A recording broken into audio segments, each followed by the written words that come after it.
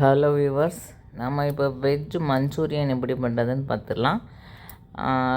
முட்டைக்கோஸை நல்லா துருவி எடுத்துக்கோங்க. கேரட்டு, காலிஃப்ளவர், இதில் குடமிளகா போட்டுக்கலாம்.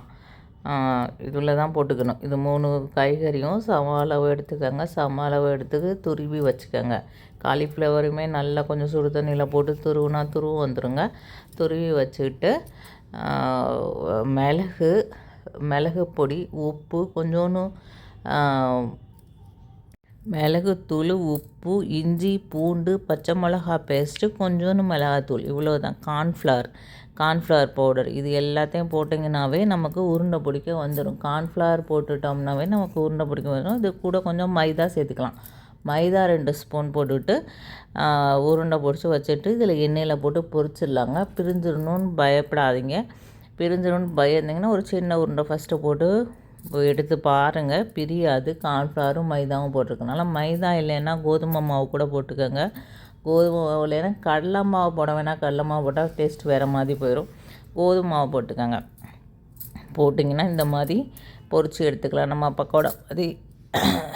நமக்கு பக்கோடா மாதிரி இந்த மாதிரி பொரித்து எடுத்துக்கணுங்க. இதை நல்லா சிம்மில் வச்சு நல்லா பொரித்து எடுத்துக்கோங்க. ஏன்னா நம்ம எப்போவுமே பச்சை காய்கறி தான் போட்டிருக்கிறதுனால பொரியிற வரையும் கொஞ்சம் சிம்மில் வச்சு நல்லா பொரித்து எடுத்துக்கோங்க.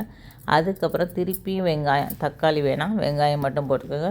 திருப்பி இஞ்சி, பூண்டு, பச்சை மிளகாய் அரைச்சி வச்சுருக்கோம்ல, அந்த பேஸ்ட்டு தான். திருப்பி அதே கார்ன்ஃப்ளவர் தான்.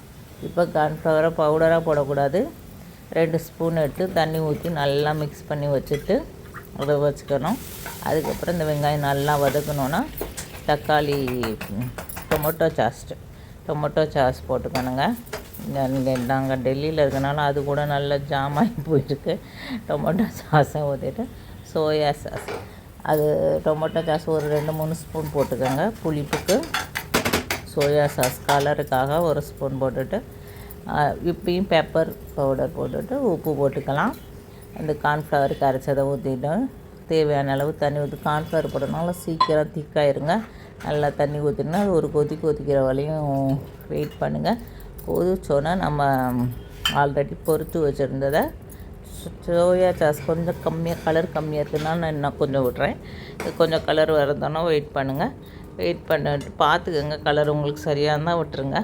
பொரித்து வச்சது அந்த உருண்டையை போட்டுட்டு கொஞ்சம் மிக்ஸ் பண்ணி அந்த சாஸோட மிக்ஸ் பண்ணி விட்டிங்கன்னா கொஞ்சம் உடச்சிடாமல், நம்ம மீன் குழம்புலாம் சொல்லுவோம்ல, மெதுவாக நம்ம பண்ணணும், அந்த மாதிரி பண்ணிவிட்டு விட்டிங்கன்னா மஞ்சூரியன் ரெடியாக இருங்க. ஓகே, பாய்.